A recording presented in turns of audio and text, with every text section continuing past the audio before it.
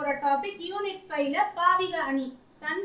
தண்டி அலங்காரத்துல பொருள் அணியியல்ல மொத்தம் 35 வகையான அணிகள் கூறப்பட்டிருக்கு இல்லையா? அதுல முதல் வகையான அணி தன்மை அணி, இறுதி வகையான அணி லாஸ்ட் இந்த பாவிக அணி தான்.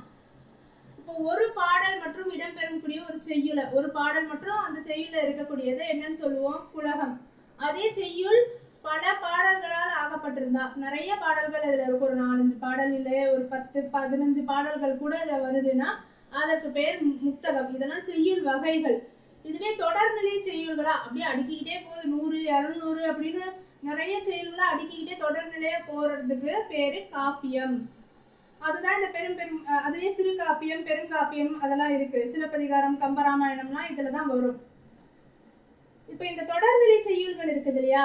இந்த தொடர்நிலை செய்யுள்களை அடுக்கிக்கிட்டே வர்றதுல ஏதாவது ஒரே ஒரு கருத்தை இல்ல ஒரு தன்மையை மட்டும் முழுவதுமாக நோக்கி புலவர் பாடுவதாக அமைவதுதான் இந்த பாவிக அணி.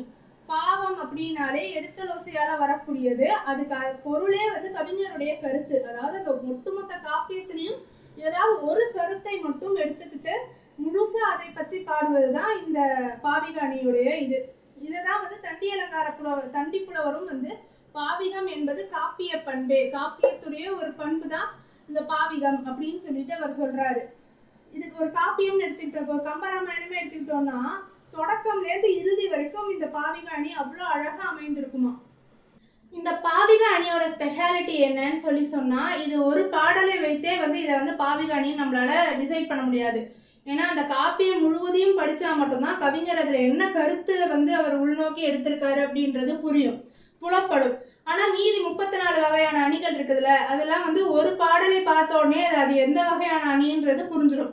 இப்ப நம்ம தற்குறிப்பேற்ற அணியெல்லாம் அந்த ஒரு பாடலை பார்த்தாலே இல்லாத ஒரு பொருள் மேல இயற்கையாக நடக்கக்கூடிய ஒரு நிகழ்ச்சியின் மீது புலவர் தன்னுடைய கற்பனையான கருத்தை ஏற்றி கூறியிருக்கிறார் அப்படின்றது புரிஞ்சிடும். இப்போ தேன் எடுக்கக்கூடிய நிகழ்வை சுத்தியே ஒரு பாடல் அமைஞ்சிருக்கு அப்படின்னு சொன்னா அது தன்மை அணி. அதுலயும் அந்த தொழில்ல தேன் எடுக்கக்கூடிய தொழிலை சுத்தி அமைஞ்சதுனால அது தொழில் தன்மை அணி அப்படின்றது புரிஞ்சிடும்.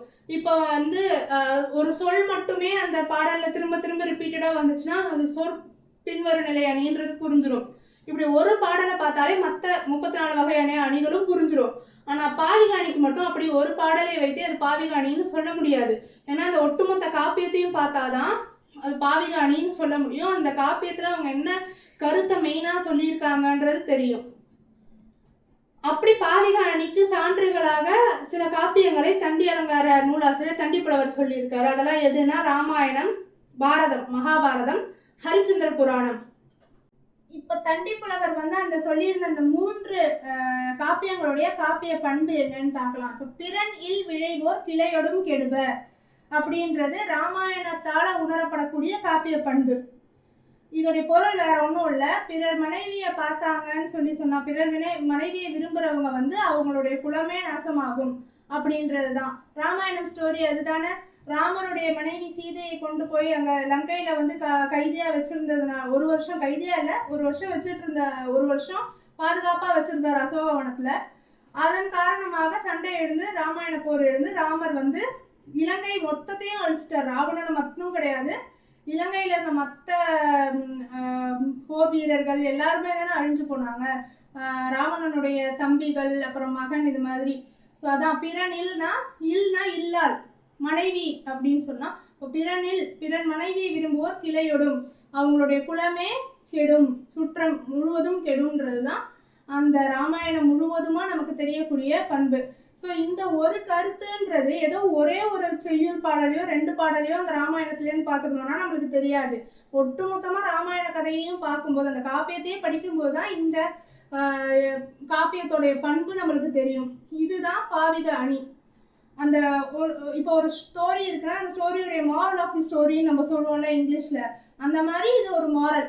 இந்த கருத்து இதுதான் பாவிக அணி. அடுத்தது பொறையில் சிறந்த கவசம் இல்லை. பொறைனா பொறுமை. இது பாரதத்தால உணரப்படக்கூடிய, மகாபாரதத்தால உணரப்படக்கூடிய காப்பிய பண்பு. தர்மர் பொறுமையா இருந்ததுனாலதான் இழந்தாரு. ஆனா அதே பொறுமையினாலதான் கடைசியில அந்த போர்ல ஜெயிக்கவும் செஞ்சாரு. ஸோ எதுவா இருந்தாலும் பொறுமையை கடைபிடிக்கணும் அப்படின்றதுக்கான ஒரு இது. வாய்மையில் கடியது ஓர் வாளி இல்லை. இது வந்து ஹரிச்சந்திர புராணத்தால நம்ம தெரிஞ்சுக்க கூடியது. நம்ம உண்மையை மட்டுமே தான் பேசி வாழணும் அப்படின்றதான் ஹரிச்சந்திர புராணத்தோடைய மெயின் இதுவே. அந்த உண்மையை பேசுறதுனால ஹரிச்சந்திரன் நிறைய கஷ்டப்படுவாரு. ஆனா எவ்வளவு கஷ்டம் வந்தாலும் அந்த உண்மையை மட்டும் அவர் சொல்லாம இருக்க மாட்டார். அதனால கடைசியில அவருக்கு வந்து நல்லதுதான் நடக்கும். ஸோ நம்ம உண்மையா இருக்கிறோம், நேர்மையா இருக்கிறோம்னு சொன்னா நம்ம பொய் சொல்லி வாழ்ந்தா நம்மளுக்கு அது கொஞ்ச நாளைக்கு தான் நம்மளை காப்பாற்றும். ஆனா உண்மையா இருக்கோம், நேர்மையா இருக்கோம்னா நம்ம யாருக்கும் பயப்பட தேவையில்லை. அது வந்து நமக்கு வரக்கூடிய துன்பத்தை அந்த உண்மையே வந்து ஒரு அம்பு மாதிரி, கூர்மையான அம்பு மாதிரி கிழிச்சு நம்ம கிட்ட நெருங்க விடாம பாதுகாக்கும். பாவிக அணி வந்து நம்மளுடைய வேற தமிழ் காப்பியங்கள்ல இல்லையான்னு கேட்டா நல்ல தண்டமிழ் காப்பியம், தமிழ் காப்பியமான சிலப்பதிகாரத்திலையும் வருது. சிலப்பதிகாரம் உணர்த்தக்கூடியது இந்த 3 கருத்துக்களை தான். இதுதான் பாவிக அணி, இதனால் உணர்த்தப்படுவதுதான் சிலப்பதிகாரம். இதுதான் அதோடைய காப்பிய பண்பு. முதல்ல அரசியல் பிழைத்தோருக்கு அறம் கூற்றாகும்.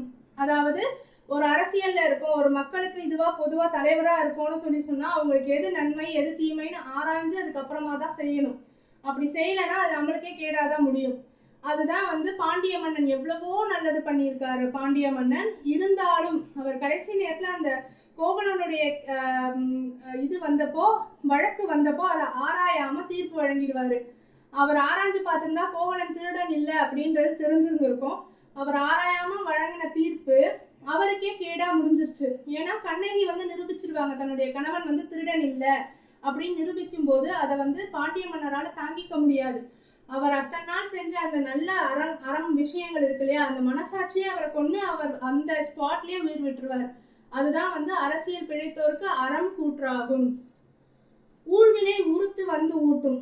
இது வந்து என்னன்னா நம்ம என்ன செய்யறோமோ, வினை வினைத்தவன் விதை இருப்பான்னு சொல்லுவாங்க இல்லையா, அதே மாதிரி நம்ம என்ன செய்யறோமோ அதான் நம்மளுக்கு திரும்பி கிடைக்கும். இதுல வந்து சிலப்பதிகாரத்துல வந்து கோவலன் வந்து ஒரு கதை சொல்லுவாங்க. கோவலன் வந்து முன் ஜென்மத்துல ஒரு பொற்கொள்ளனா பிறந்திருப்பாரு. அவர் வந்து இன்னொரு பொற்கொள்ளனை வந்து ஏமாத்திருப்பாரு. இவர் திருடிட்டு அந்த பொற்கொள்ளன் மேல பழிய போட்டு அவர் வந்து ராஜா கிட்ட மாட்டி விட்டுருப்பாரு. அந்த பொற்கொள்ளனும் இறந்திருப்பாரு. அதுக்கு அப்படியே ரிவெஞ்ச் வர மாதிரி தான் இந்த ஜென்மத்துல கோவலன் வந்து கோவலனா பிறந்திருப்பாரு. இவர் மாட்டி விட்ட அந்த பொற்கொள்ளன் மதுரையில இருக்க பொற்கொள்ளனா பிறந்து கோபெரும் தேவியுடைய சிலம்ப அவர் எடுத்து வச்சுக்கிட்டு கோவலன் மேல பழிய போட்டுருவாரு. அப்போ கோவலனை வந்து அரசர் வந்து தண்டிச்சு, ஆராய்ந்து பார்க்காமல் தண்டிச்சு கொண்டுடுவார், உயிரை எடுத்துடுவார். இது வந்து கோவலன் செஞ்ச முன் வினையில இருக்கிறது தான் வந்து அவருக்கு கிடைச்சது அப்படின்னு சொல்றாங்க. ஆனா என்ன கேட்டா இந்த ஜென்மத்திலேயே அவர் செஞ்சதுக்கும் சேர்த்துதான் கிடைச்சிருக்கு. அவர் அவங்க அப்பா அம்மாவை மதிக்கல, அவங்க அப்பா அம்மா சேர்த்து வச்ச சொத்து எல்லாத்தையுமே அழிச்சிடுவாரு, கண்ணகியை விட்டுட்டு போயிடுவாரு. சரிக்கா, எல்லாத்தையும் விட்டுட்டு போனதுக்கு அப்புறம் கண்ணகியோட வா ஒட்டுமொத்தமா மதுரைக்கு கிளம்பி போயிடுவோம்னு சொல்லிட்டு மாதவியும் விட்டுருவாரு, மாதவி பெற்ற குழந்தை மணிமேகலையும் விட்டுருவாரு. சரி, இவ்வளவு நடந்ததுக்கு அப்புறம் திருந்துவாரான்னு பார்த்தா கண்ணகி கொடுத்த அந்த சிலம்பை கொண்டுட்டு மதுரை நகரத்துக்கு போய் அங்கேயும் நடன மகளிர்கள் இருக்கக்கூடிய வீதியை தான் பார்த்துட்டு இருப்பார். முதல்ல காசு வந்ததுக்கு அப்புறம் இங்க போயிட்டு அதுக்கப்புறமா தான் கண்ணகியை போய் பார்க்கணும்னு நினைப்பாரு. ஸோ அவர் திருந்தல, அவர் செஞ்சதுக்கு தான் அவர் திருப்ப திருப்ப கிடைக்குது. இதை இன்னும் கிளியரா சொல்லணும்னா இப்ப சொல்லுவோம்ல கர்மாயச பூமரன்னு, அதுதான் இதுக்கான அர்த்தம். உரைசால் பத்தினியை உயர்ந்தோர் ஏற்றுவர். இந்த ஒட்டுமொத்த சிலப்பதிகாரமே கண்ணகிக்காக தான் எழுந்தது. கண்ணகி தான் அந்த பத்தினி தெய்வம்னு கூட சொல்லுவோம் இல்லையா. இப்போ பத்தினி தெய்வத்துக்கு சேரன் செங்குட்டுவன், அதாவது இளங்கோவடிகளுடைய அண்ணன், சிலப்பதிகாரத்தை எழுதின அவர் வந்து இந்த பத்தினி தெய்வத்துக்கு இமயமலையிலிருந்து கொண்டு வந்த கற்களை வைத்து கோயில் எழுப்புவார். அந்த பத்தினி தெய்வம் தான் கண்ணகி. அது மட்டும் இல்லாம இந்த பத்தினி வழிபாடு நம்ம ஊர்லயும் நடக்குது, இலங்கையில நடந்ததுக்கான சான்றுகளும் இருக்கு. இப்போ நம்ம வந்து புனித நூல்கள்னு சொல்லுவோம் இல்லையா, இந்துக்களுக்கு வந்து பகவத்கீதை, கிறிஸ்துவர்களுக்கு வந்து பைபிள், அப்புறம் முஸ்லிம்களுக்கு வந்து இஸ்லாமியர்களுக்கு வந்து குரான்னு சொல்ற மாதிரி இலங்கைக்கான ஒரு புனித நூல் இருக்கு. அதான் மகாவம்சம், அவங்களுடைய வரலாறை பற்றி கூறக்கூடியது. அதுலயே இந்த பத்தினி தெய்வ வழிபாடு, அந்த கண்ணகி வழிபட்டதற்கான சான்றுகள் இருக்கு. சரி, இந்த சிலப்பதிகாரத்துல வெறும் பத்தினியை ஏத்துவர்னு சொல்லிட்டு வெறும் கண்ணகியை மட்டும்தான் ஏத்துறாங்களான்னு சொன்னா இல்ல.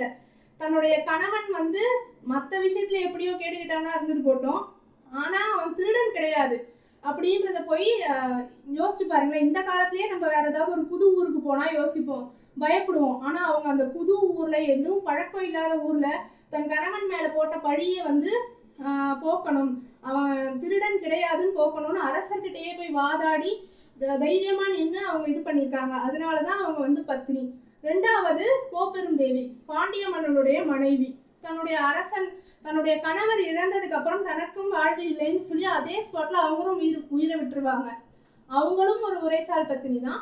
அதுக்கப்புறம் மாதவி, என்னதான் அவங்க கணிகையர் குலத்துல பிறந்திருந்தாலும் அவங்க கோவலனுக்கு மட்டும்தான் மனைவியா வாழ்ந்தாங்க. கோவலன் மட்டும்தான் நினைச்சாங்க. கண்ணகியும் கோவலனும் ஊரை விட்டு பிரிஞ்சு போனதுக்கு அப்புறமா கூட மணிமேகலை அவங்களுடைய மகள் அந்த கணிகையர் குலத்தோடைய இதுல வளர்ந்துடக்கூடாதுன்றதுக்காக மணிமேகலையை ஒரு நல்ல மகளா புத்த பிக்குனியா மாத்தி வளர்ப்பாங்க. ஸோ இதுல சிலப்பதிகாரத்துல நிறைய பேரை பத்தி சொல்லி, இன்னும் இது போக மாதரி, இவங்களுக்கு ஆதரவு கொடுத்தவங்க, அதுக்கப்புறமா கவுந்தியடிகள், இது மாதிரி நிறைய பேர் இது பண்ணுவாங்க. ஸோ இந்த மாதிரி தைரியமா இருக்கக்கூடியவர்களை, நேர்மையா இருக்கக்கூடிய அவங்களதான் உரைசால் பத்தினியை உயர்ந்தோர் ஏத்துவர். இது மூன்றும் தான் சிலப்பதிகாரம் உணர்த்தக்கூடிய காப்பிய பண்பு. வீடியோ பிடிச்சிருந்தா லைக் பண்ணுங்கள். ஏதாச்சும் டவுட்ஸ் இருந்தால் கமெண்ட் பண்ணுங்கள். ஃப்யூச்சரில் இது மாதிரி நிறைய வீடியோஸ் வரணும்னா மறக்காமல் சேனலை சப்ஸ்கிரைப் பண்ணிட்டு பாருங்கள். தேங்க்யூ.